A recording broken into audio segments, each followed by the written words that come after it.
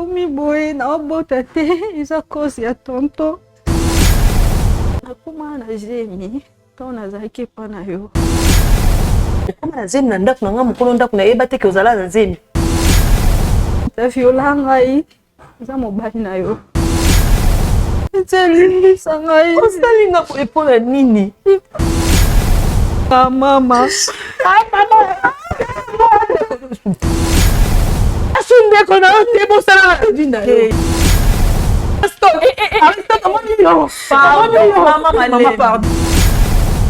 omoni likambo wana nayebi so clair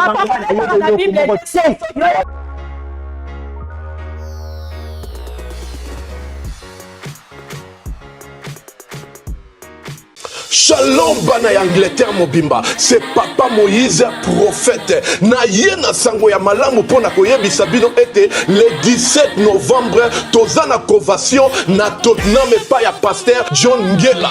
Nazo koloba ete ba oyo bazakala ba problème oyo koma chronique, lokola bana ya ba autiste, lokola bato bazana blocage, lokola bato bazana limitation, lokola bato bazana maladie sila kate, biloko nyonso tout ce que koma chronique boyeba ete zali démoniaque tozozela bino po boya bokoma déchargé na kozala ngai moko tete na kozala na pasteur John Ngela. Le pasteur John Ngela en collaboration avec prophète Moïse. Bien-aimé tozana bino dimanche le 17 kozang sate de koranga nzambe akosala nzambe akokangola nzambe akorestaurer yo malade umele tamulai oyo problème kutungso oza attaqué ba triqué yo yaka le 17 dimanche na 12h30 na community sport center Moïse Makoma tozana en prière ensemble tokuta na sport center en face ya Tottenham Stadium toza wana ndeko boya ebele nzambe akotika bino te parce que oyo komi temps ya nzambe balwa nyonso établi par munguna nzambe ayeko benga nango nzambe ayeko pesa guérison nzambe ayeko restaurer yo mtoza na problème mtoza attaqué par l'ennemi viens et Dieu va vous délivrer na combo na exclusive c'est le pasteur John Ngela retour à la parole fire boya ebele bokola 17 novembre ebele kati na biso bakobika ba limitation ekosila ba blocage ekosila ba maladie ekosila bana ba autisme o babikaka te bakobika tozozela bino boya ebele tozozela bino na mboso.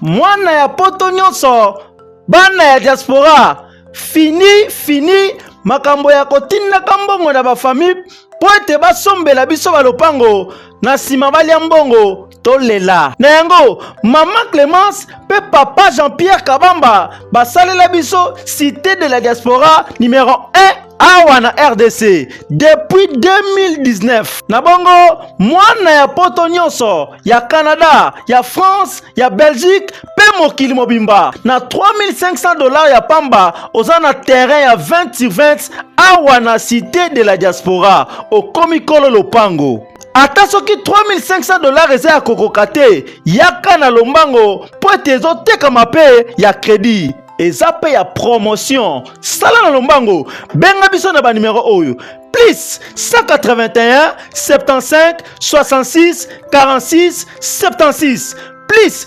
243 80 84 20 140 mpo na baterrain na biso eza ya kobangela te l'État ayebi pe ba chef coutumier bayebi yango ebongo na kati tozali pe na quartier commercial pe lisusu quartier oyo eza réservé pour na mall na biso bana nyonso ya poto na bosani te tozali lisusu na ferme de la diaspora esika wapi tokoliaka biloko ya bio pe tokobomba biloko na biso malamu cité de la diaspora na biso ekutami na Kinkole na commune ya Nsele non loin ya aéroport international d'Enjili. Ah, cité de la diaspora RD Congo Kinkole Nsele. Mama Clémence pe papa Jean-Pierre Kabamba bokomisi biso bakolo lopango na lopete.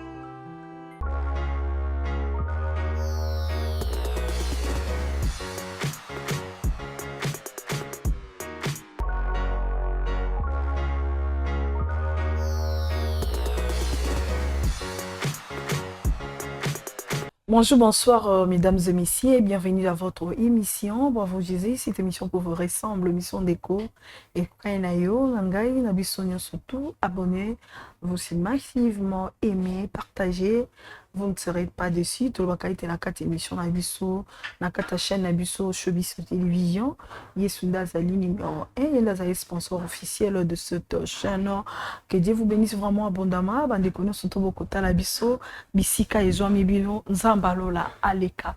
Vraiment na kopambola bino. Merci na équipe technique Mobaya Showbiz Télévision, pourquoi pas. À papa Eli ainsi que papa Monsolo, pourquoi pas mamie Monsolo. Que Dieu vous bénisse abondamment, que Dieu bénisse Bande Konabiso, ya bravo soutien, bravo Jésus, ainsi que Bande Konabiso Bazali, partenaire au Baza qui s'est manifesté. Dans le groupe, il y a loyer, Foutela, orphelin, Bisika Yakolala, Bisika Yakofanda, Ndeko, nous pouvons combiner nos partenaires pour le loyer, il y a orphelin, au Bengi, Bakwadereyo, Nakati, il y a groupe, que Dieu vous bénisse vraiment abondamment. Orphelinés, Zayangwana, vieillards, ainsi que personnes vivant avec handicap et pourquoi pas cas social tous en ango. Nous avons vraiment besoin de votre soutien et kozala malamu mingi nzambe akozanga te kopambola bino. Yaya, bonjour. Bonjour. Vous allez bien? Par la grâce de Dieu, ça va. Par la grâce de Dieu, ça va. Ok. Moi, je pense que la grâce de Dieu est là, tout ça va, malgré tout ça, pas de problème. Il suffit que la grâce est là. Ça nous rend... Et puis, ça absorbe force, en fait. Il y a un problème. Comment on a? Comment on a Karine Malik? Karine Malik. Mariée, célibataire? Mariée. Vous êtes mariée? Combien d'enfants? Au Botinante? Ça a une vie. Nous sommes femme commerçante. Vous êtes chrétien? Oui. Pour que prier avant tout solo là? Problème témoin. Ok. Seigneur Jésus-Christ, tout ce qui moment on a salobo konayo, ce qui a été kimbopé le kumu ils ont pas nayo. Seigneur, tout ce qui bande connu, surtout à zotalabiso, zambiondo sonda kalekere le rang, pambola tout chemite marabo. Seigneur, ba solution na bango yondo yebi ba souci ba difficulté. Seigneur, nous laissons notre pays, la République démocratique du Congo, entre tes saintes mains. Seigneur, nous voulons la paix et que ton amour grandisse dans nos vies et dans nos foyers, en emplissant de Jésus. Amen. Amen. Oui, maman Karina Zoyoka. Oui. Et là, quand meminga awa, il y a un problème moko. Oui, vous m'avez dit belé. Et ça, le quoi secret on a bomba. Tout beau mami balé. Nga na grande sœur nanga Annie. Anita, to benga ke souvent Annie. Neza Anita. Papa ba kufa. Yende mtu azwa pena soin nanga bokolanga. Nde nzamba ya kosunga ya zwi libala bala nana monsieur Aristote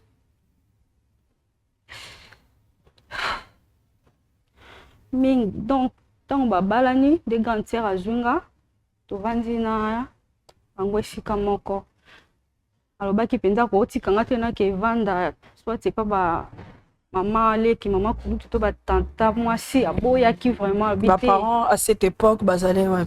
Bakufa wana bazate wana bazala so invité. OK. Te na vande na bango abando tangisanga zo bokolanga ya nanga penza linganga mingi. Mobali ne na benga ke ka tonton Aristote. Tonton Aristote. Et à cause ça là, ma période du moko, tonton Aristote a changé avec nga.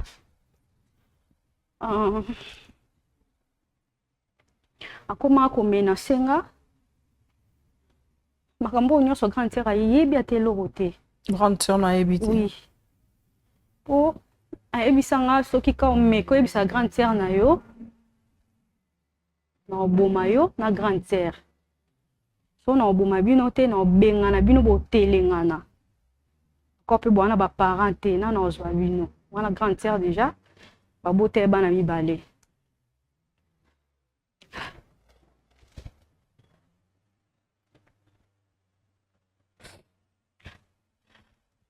comme na senga à chaque fois non boya et puis c'est tonton Aristote on le quoi papa na ngai grande sœur na nga akoma le quoi maman tous en ba parenté et loko e bisanga na sala no sala ngote na koko sala ngote na sa grande sœur na nga eloko aboye te nga la sepela na wana linga ka we ko yeba na ngote na ozwa soin na bien de na zwa ka de kona mwasi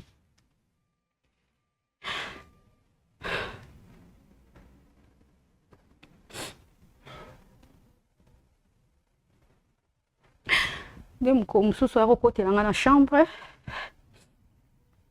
grandeur azala ete akende matanga alala ye kuna kwambe nasenga mingi nakokia lisu te yakosede tonton Aristote adevirganga mokolo yango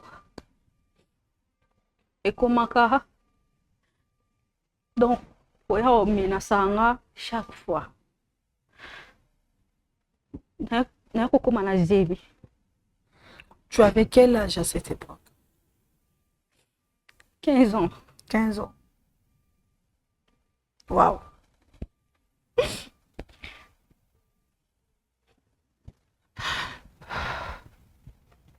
On a recommandé à Zemi. Nanda kuna kumona ndeti grande sœur au rêver. Na ebisi nga kubanga te, kubanga na ote. Ele kanga mona ebeloni na osala. Ibiso osala nini nga na komi na Zemi.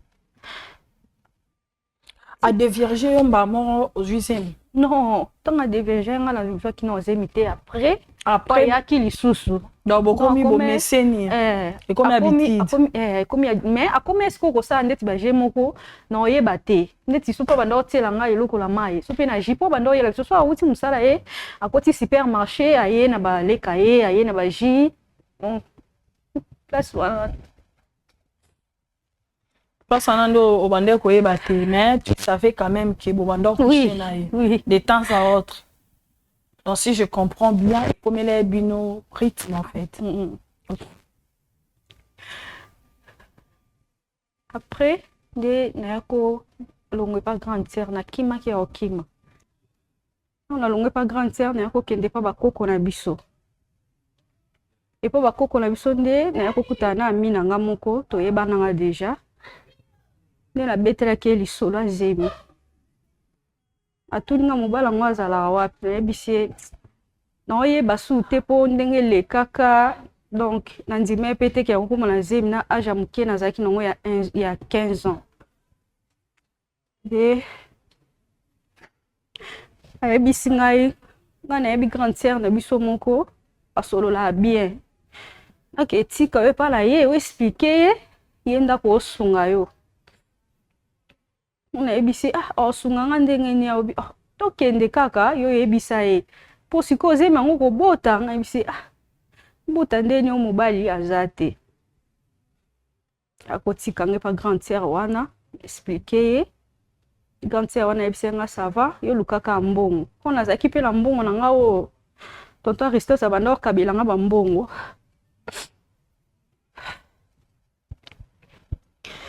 Nena kipa grande sœur wana toke na amina nga wana po ya accompagner ngai atikala ete toketi na hôpital de grande sœur asolola na docteur wana basali makambo ngaka bakotisi nga basalenga curtage basalenga curtage docteur wana pe lekala ngo esila nakoma ko remarquer mo ba douleur à bas ventre ba douleur vraiment ndo mela kaka akisa ba douleur na linga suko zonge pas grande sœur te grande sœur abengi bakoko ebisi ba mais azonga koto ba grande sœur babite atikala neka bo école mo ya bieza koto atangela ka awa asilisela awa yo tindela ka eka ba mbongo grande sœur pa moine eza mabete avanda na ekuna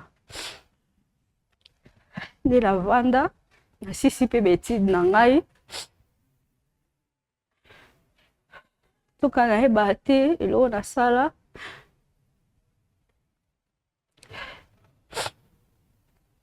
ebebisanga batrompe natikala kozwa zemi te okokangama lisusu banda kala kangama wana na longola zemi oyebaki yango ndeni onazalaki mi nabalanaki na mobali oyo nakutani na ye ayebalanga apres ntango abalinga toumeli na mobali no aumeli na mobali na nga nakangamaka te nazwaka zemi te akomosilika akomolobaloba ebele nga nabibisa mbongo ebele na famille na yo me likambo oyo moto ayebi te na famille kanga moko na ser wana kenda kotika nga na camarade na ngai wana camarade yango mpe lelo aza wa te avoyage ami na nga wana nga moko kaka culpabilité komolatanga makasi me nakangamaka te ndenge nini nazoka lisusu zemi te seke eza a cause ya kolongola zemi oyo nalongolaka te ekoma kosala nga batrouble na motu esangisanga kimia grande sœur mpe ayebi te mobali na ye mpe ayebi te ke zemi na ye oyo nalongolaka nde esalaki nga lelo nabota te mo mbala bato abalanga apesa mbongo nyonso atikala na niongo te komosanga kipabi te komosanga bien te. Moi je te comprends eza pasi mais problème na ngai ezali naza na posa nayeba oui c'est vrai kolongola izemi par rapport ya ndenge bakende osala oyo babiloko wana so baketage et tout ça oui bandoka badouleur obandeki kosenye mais après cela badouleur ekatanaka oui obanda su kosenye te oyo kobala nzambe asali yo ngolo obali ofandi tant d'année na mobali ozobota te ok mais oyo koyeba ngo ndeni okendaki hôpital bato bayebisaki yo bamese baconsulte yo okoti baradio otali autant tout ce que bato basalaka so moi so oza un problème à concevoir je sais parce que badémarche wana osalaki yango mpo ya kozwa conclusion bongo oui nakende hôpital me nakende na mobali na nga te mpo conscience na ngai moko ebande korappele nga ka eloko nasalaka on obaki nakokende ye nanu te mpo nakende nano nga moko nde nakokende nga moko docteur wana nde ayebisa nga bandekovinga baquestion eske olongola zemi eske ti nabombaki te nayebisa vérité na obi nalongola zemi balongolaki yo ndeni na explike ye puis avandi kokoyebisa nga te ngabi docteur yebisa ngai naye nde mpo naluka lisungi soki okoyebisa nga te siko na oyeba ndenge nini sante na nga eza ndenge nini yebisa nga ya koyebisa ngai ke ndenge longola zemi nde partir wana nde batrompe no ezalaki touché ezalaki affecté maladie après wana nde ya kobeba donc badouleur oyo bande mpo na explikaki ayebisinga ntango balongolaka bande oyoka ndeni nga bino bande oyoka bapasi badouleur ezwaki mwa temps na bande omelaka bakisi ya calmant nde ayebisinga parti ya wana nde kozwa problème na batrompe sikoyo eza nini eza irrécupérable ou bien moyen ezali opesa yango bamédicament mpona onettoyer na kati qu'est-ce que le médecin dit chance eza te il faut leka na opération to placenta na ngo nde ezokoka kosala nini te je ne sais pas ya koyebisa ngai osava ale tolandela kaka obandomela bakisi tolandela batraitement so tomoni séance ya liboso esimbi te après ya mibale toyeba ndeni tosala eloka docteur anayebisa ngai yango wana kati na ngai moko nazalaki su na kimia te sikoyo nde lelo oye tosunga o na pwani busu na ye osunga ngai po so nakomi boye eza tonton Aristote nde utabebisi vi na ngai na age nazalaki nango ya 15 ans.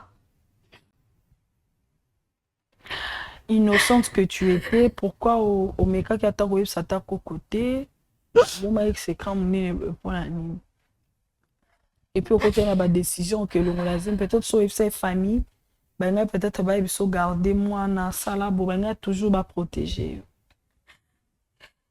Bande ko banga. Donc nyonso e bande ko yelanga na omona kaka ke mobala grande sœur no lo banini. Et pas grandir na famille donc na bando lo baka te malam na gardon kanga monzoka na ko bomba wana nde go osa faire face nana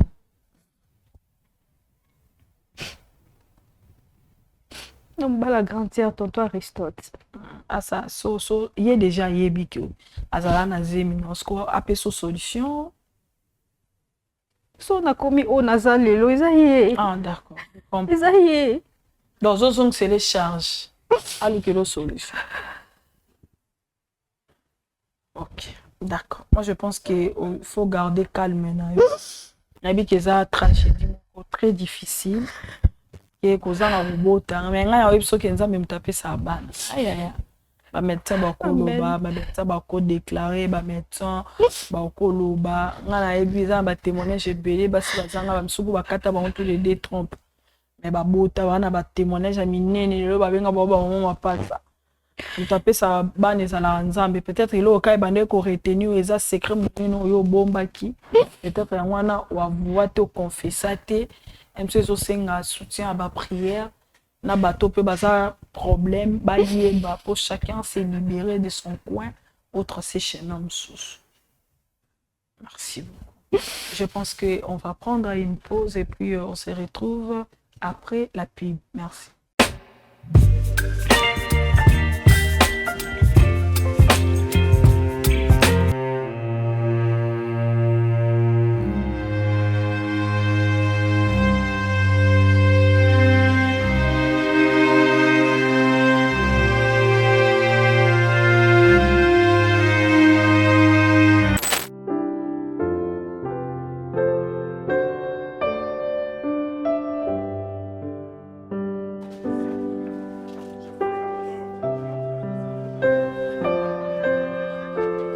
Orphelinat Bravo Jésus a lancé Opération Tanguissa Orphelin na $20. Pona Asomba, cahier, sac, uniforme, pena frais scolaire. Na $20 nayo, tu peux sauver une vie. Notez bien, c'est lui qui donne aux orphelins prêts à l'éternel. Bossa Labadon Nabino na numéro Oyo. Orange Monnaie, M-Pesa, Airtel Monnaie. Tozwani Bongo na commune Yamatete. Quartier Viaza, numéro 27A.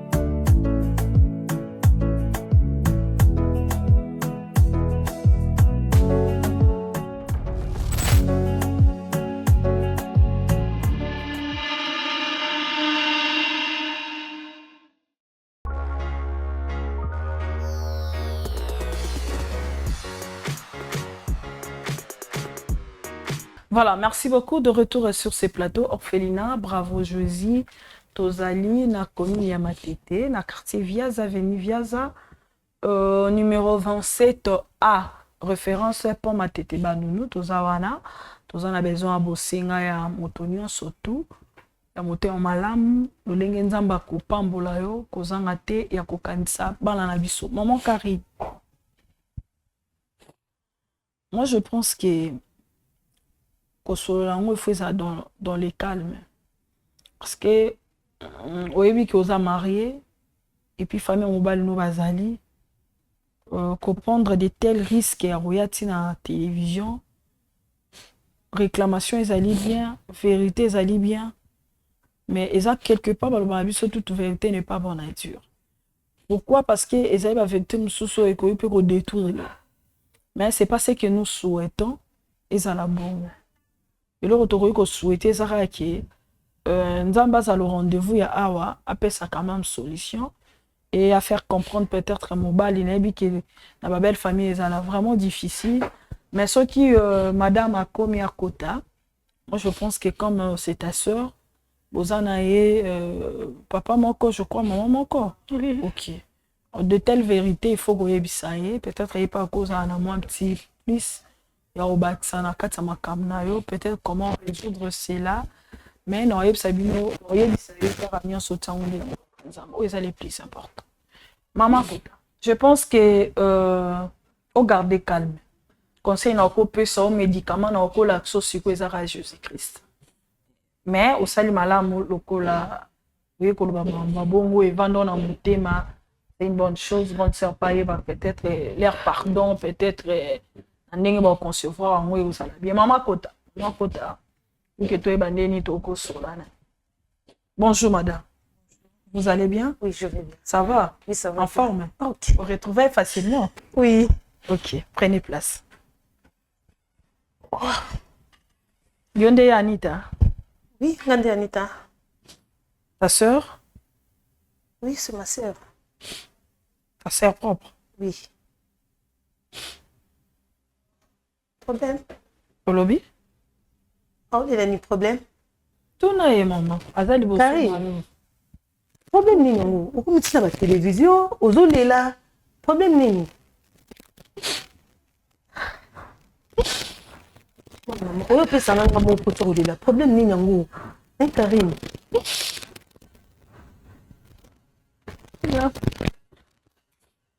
Oui, comme il a envoyé. Il bosse limbisa pardon non pour écouter ton et sauter. Ça va bien. Karine zela non. Na limbisa yo ya liboso na ko limbisa par rapport à nini? On a limbisa yo. Tu as un problème et l'autre côté. Nga na yebisede pas maman. Siko awa ba bengi nga na chaîne à télévision on comprendre te en plus na kutu ozolela. Non, akende ki pa maman ponga mobile na nga ndeka bande kozala sport na zonga ki nde na yaki ana chaîne télévisée pour na problème on a zanango ya on a koseka la zepa maman oui ha nde ba peso adresse nde pour komi ana chaîne Problème nini ngo comme mayo si na chaîne à télévision. C'est à limbisa ngai maman na ko fukama o limbisa ngai limbisa yo na ko limbisa yo na problème nini eloko nga na yebite Anita osalinga eloko te osalinga eloko te siko na olimbisa na nini oh lelo nga komi boye na obota te isa cause ya tonton ha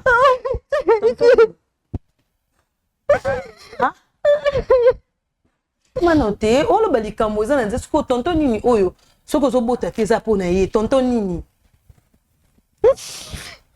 ah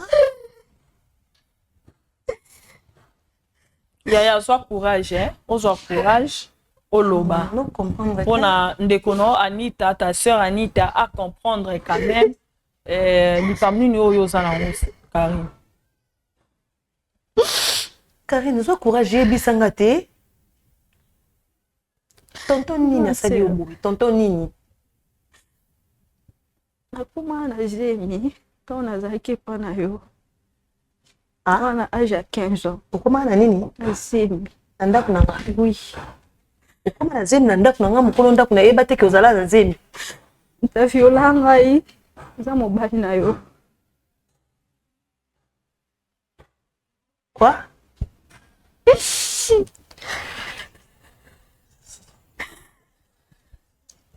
loba non loba nayoki yo bien te baviola yo epa nani loba te loba nani asala nini aviola ngai amenasa ngai bambala ebele ayebisanga so na meki oloba osala nga mabe osala pe na yo mabe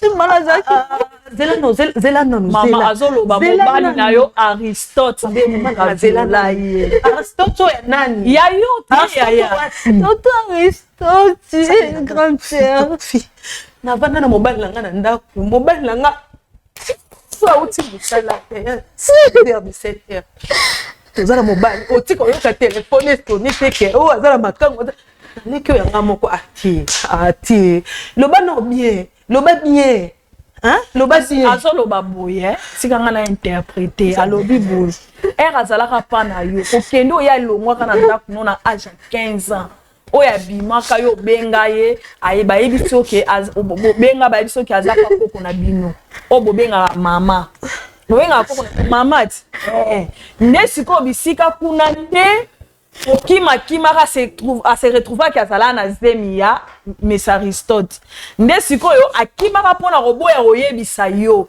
parce que Aristote aviolaka ye jour moko yo kendaka matanga na ye te so oza kose souvenir mikolo mpe eleke ebele bango mpe eleke ebele aviolaka ye na ye à chaque fois akomaki koaccéléré ye abimaka na ye et puis atielaka ye soki biloko ye ayebaka te amonaka ke bazalaki déjà na Miss Aristote akomi na zemi yango akimaki zemi ekomaki akikutana ndeko moko ya mobali ya mwasi camarade na ye nayebi te soki oyeba ye so atangi kombo peut-être oyeba ye nde ndeko yango alatisaki papier seur moka ya quartier côté na bino bokola kota koko na bino nde balongolesaki ye zemi wana basala écritage nde après bambula kobota nde amoni ke nini oyo akobota lisusu te selon résultat médical oyo bayebisi Aristote nde moto atia ye zemi eloko ya kimi cause ya kobota na ye te eza yango mpona Aristote ayebisa ngai nazala na kimia esala eloko te moko alukelanga solution ntango nakomea na zemi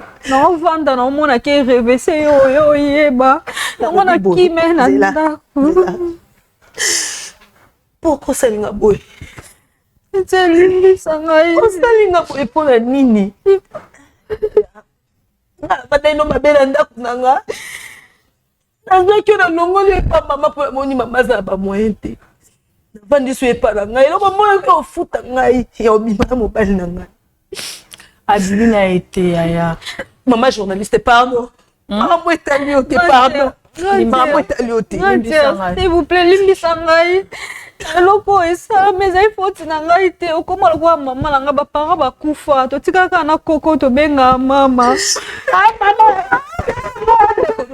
yaya malembe nasundeko na yo te bosala na vi na yo yaya malembe te eloko namona kokofuta ngai yango atakangaki na makasi pourquoi mpo yokoyebisa ngai ndeko yaya azali na 15 ans te erana aza na une petite fille oza na 15 ans nga mpe naleka na étape wana eloko esalemi elingi esalamela ngai nafunda yango epa mama na ngai naloba yango pourquoi yakangaki monoko na ye ti Aristote atanga yo na makasi aviole bino bobengaka mama soki mama bokokoloba ntango kuna oyebisa vraiment bariontelanga kota mesi akota apo koyeba kodétermine mpo tokoloba makambo te sans les concerner na kati po azala po aya koapprouve biso makambo oyo asala mais c'est bonjour vous allez bien prenez place Aristote, pardon. Limbisanga pardon. Limbisanga pardon, s'il vous plaît. Natiki yo kasi malembe. Papa fata. Tonton Aristote, merci. Na osala la vie na ngai. Merci tonton Aristote. Merci tonton Aristote, merci. Maman Kabana zolela. Maman Kabana te. Mwasi na yo mbanda na ngai. Loko yo ngaki yango. Moni lelo. Tonton Aristote, nde nga na ndako libala na nga na robota te. Ya pona yo. Soko viola ngai te na koma na zema. Ebisa ko ozula nga solution. Ah? Amoni comme ça binga pour c'est ça ba j'ai. Tonton Aristote, patika na boye ko batu minene bazolela yo zomona oka bavanti. Parce so ba jena nde. Ils ont comment tu na lobi boye. Ozo reconnaître tie qui yo na vie na mobi. Si moi no azala na âge 15 yo viola. Baby c'est la galeki na kamukie. C'est ça moi. Yoka na matoi na nga lelo. Ba bêtise à buzo ba comment tu na yoka bozo yo baté. Bêtise. Ya ya. Eso. Ça fait vraiment bêtise. Maman Anita. Respecte mais manquer au respect la minute na pardon. Na lingato manquer mobile no. Moi yo nga na bokoli. Mwasi na oyo bokoli mwana te. Ah, mais ça mais ça reste s'il vous plaît, se calmer. To wanga na makambu ka yo kanga na pesa nga litoi po yo kanga. To wanga na ka makambu te parce que to saka na posowa. Mama ezole te la malembe tikela ngatana lo ba. Kutia comment tu ne va avant tu ba pela comment tu. Comment ba tu pena ba otangisa ya misubwe ka ba ko solo makambu penza ta yo. Eza vérité te. Ya vérité quand yo yebezani. Eza vérité vérité. On a yebi comment te mwana oya vaneke pa na ngai na c'était moment ya ko za zemi. Azwi zemi ya kimi ya kei. Azwi zemi parce que zaki nani? Ah, yo azwi zemi na kata ndap menga moko mwasi na ona yebi te kazo zemi. Azwi zemi akenda katika bisu na ndo tikalaki. Parce que zemi azwi comment te bien banda passer bini banda ya kopotanga ba bêtise pe nga na vanya yo dezo ba ngana moi. Neza ka kwa lio ozala kwa lio kwa mwana akende classe bozo landela mwana alingi te zo ko Maman, pardon, Père Karine, pardon, Malem. Mais c'est Aristote, s'il vous plaît. Je vous respecte. Pardon. Aïe, ben, Denis, qui est là. Nasa te yaya. Nasa wana pardon. Nga ana linga zigzag. Omoni eloko eza liboso na biso a. Eza Bible. Na linga zigzag. Tu es chaîne o eza chrétienne. Pardon. Na comprendre eloko moko etike ngai.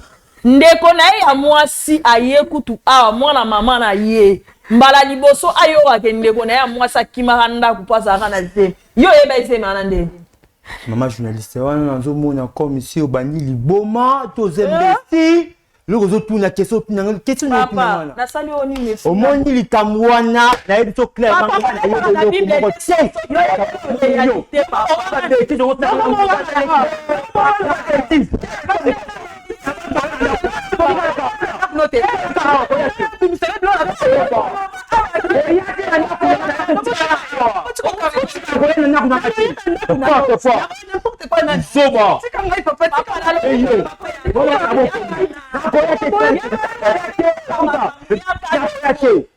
Omanito, zela na kuna. Yo no bimsablo na ndako wana okende. Oli kamni na ona kokova na te. Yo na kokova te ngala pala la ndaye. Na te mama na kokova na te. Comment on Holanda est capable de résoudre le problème kuna to boyande bitumba. To boyande moni ke ozwaye kuno yo zong c'est la biso ye awa. Photo si ça makambo. Yaya. Moi je pense que tu dois te calmer. L'essentiel vérité ozaki nango lelo likambo bomba kiana e ba. Nengo yebisimbe. Maloba ye mo mutabimisi na munoko na yeke no akita sala ni Karina sala na zebi. La question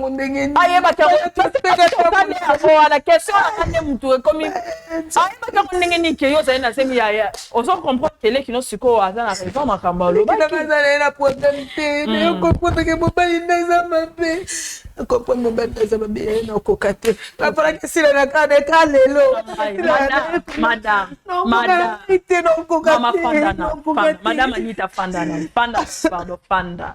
Yaya. Au moins, tension. Ne pense pas que Nenga Zana aime toi zapper. Em so pas bundisa batu kuna, em so ça désordre. Yo peux so bimi kuna et ça vient. Et donc s'il te plaît maman, s'il te plaît. Et vous risquez beaucoup de maquiller les mots que ça et mema bino n'est pas. Parce que il faut to lukatoye bandeni to pour sabino solution pe kimia. Pour nous a pour ça bunda na bosima na nzoto. Ozonga loka kuna na ndaku wana, mais ozonga bongo te, il faut zonga na batu o ba ko accompagner yo, soit biso na moi membre de famille na bino. C'est calmer pardon. Bozanande kwa Anita parce que Anita pas sa mariée, mo ba ne peut-être ko yeba ko yo ka ba bloko na surtout faut yeba ndenge ni to ko sa boza pe na bana na mobali, c'est calmer. Maman Anita Karine. et là on a maman Karine hein, ka Anita Karine boza ka bande ko na lobi boy. Et là on a royé biso siko. Bo ba na ngoza chrétien au sambelaka. Mais et là on a royé biso siko ezaka eloko moko. Et là on a opposé biso ka eloko moko. Ta confiance no pas nzambe. C'est à Eli qui a yo et pas nzambe. Na otangelo passage moko pour et servir yo et peso kimia et soulager. Bible zo be biso na Proverbe chapitre 28 verset 13. Yo kande Bible eloba. Celui qui cache ses transgressions ne prospère point. Mais celui qui l'avoue et les délaisse obtient miséricorde. Donc, mutu oya bomba ba transgression, c'est-à-dire mutu a bomba masumu na ye. A prospérité. Au moins tant bomba qui secret wana. Moyo zo bénédiction ko uta panza mbezate. Mais balobi celui qui avoue, mutu abimisaka confessaka. Alobara mabeo eza na kati na ye. Parce que kolongola zemi yana eza vi mobimba obomaki. C'est moi ce côté qui katino ezala qui déjà vie. O ezala qui lié na sang yo zo rejeté en nous. Nzambe ayokara bato abongo nzambe atala bango na lisumu ya mabe biso bande kolongola bazemi. Eza moko o ememaka pe blocage na complication plus tard na venir. Mais ndengo o avoué ndenge proverbe zo ebisa biso. Tu obtiens quoi? La miséricorde. Hein? Yeba keningo sali boye après awa to sola sous na papa Thomas comme ça papa Thomas yebi ndenge ni akoye ko sala miséricorde ya nzambe ezali kono même sur mon Psaume 136 au mon nzambe zoloba il a créé toutes ces choses par sa miséricorde. O passe na rappel so eza so mobile na belle famille bamoni émission au balance on a habité. Oui. Donc maintenant avant mabe eya biso photo résoudre mabe. Oui. Hein? Tu as dit que peut-être à quoi kotala peut-être pas quoi kotala te. Mais pour mabe eya te et sengé na soto sani. Retiens pardon limbisa ngai.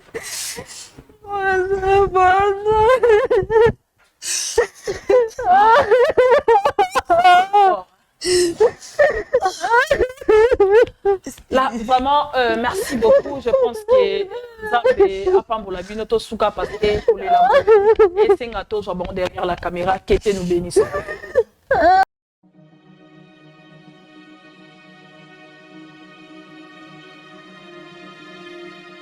Shalom, peuple de Dieu, que Dieu vous bénisse.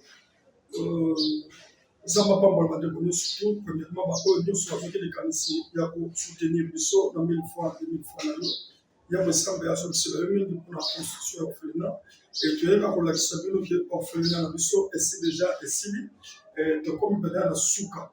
Peut-être l'homme qui est à la biso awa, et c'est comment on peut couleur, mais déjà bana, à sa couleur là bas.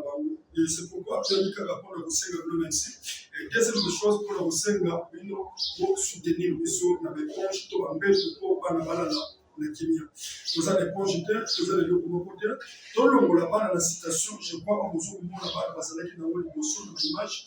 Et citation, vous avez dans le au monde de l'autre, tout le monde orphelinat, et comme il se faisait à la souka. Nous avons pas de l'air de donner surtout pour que tu puisses aller sur porte, ma porte, ma chambre, et la orphelinat dans le saut. Je crois que vous avez une image, vous avez un salon, vous avez un WC. Par rapport au WC, vous avez un WC dans le lot. Ils sont passés à la télé pour prendre l'eau, pour que ça ne soit pas nous, babenga qui t'est passé à l'orphelin, pas nous, babenga qui t'est passé à la vie, passé à la moelle. Et yon dos allez tâter l'orphelin, yon dos allez maman orphelin, et 1000 fois dans 2000 fois dans l'eau, et ça, bango basali biloko kolia te et bango bazwa mbetu ya malamu bazwa mpe basali ya malamu et mes bien-aimés dans le Seigneur nakomi na suka elingi ana explique bolamu ndenge esala biso tokotamama bolamu ndenge esala biso eza babénéficie biso et soki bolamu eza te kopense na lola te et bolamu ozosala ndenge esekaki etalaki ntongo moko nzambe akanisela mpe asalelo bolamu donc sa bolamu